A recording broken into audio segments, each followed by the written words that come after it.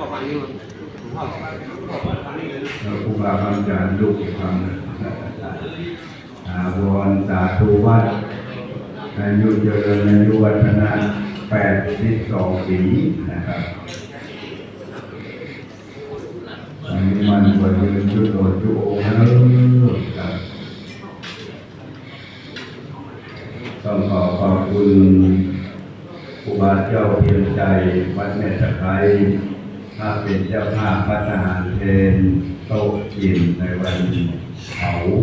วันที่7 มิถุนายนนะครับเบากันนะเบาที่จะได้ถวายเป็นพระเจ้าประสงค์โดยสังฆเมตตาเทรานุเคราะห์จากวัดแม่ตะไคร้นะครับขออนุโมทนาสาธุการขอบพระคุณเพื่อเป็นใจนักตระกูลเดียวกันครับท่านผู้รับนะครับขอบคุณพระเจ้าพระแม่ตาเนื้อทุกคนได้ขอสมาลาโทษนะครับโดยกายกรรมวจีกรรมมโนกรรมสันติจะตั้งใจก็ดีอันสันติจะเลยตั้งใจก็ดีได้พลังได้ประมาณละอังคาใจก็ดีขอเป็นอโหสิกรรมได้เป็นบาปเป็นกรรมนะครับเรื่อง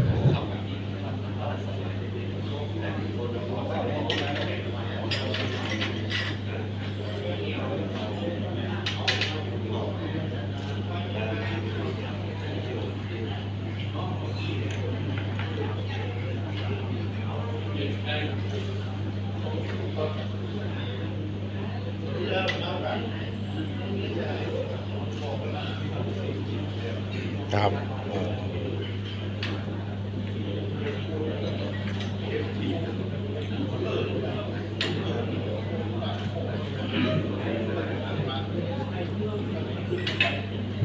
ขออนุโมทนาสาธุการขอบพระคุณ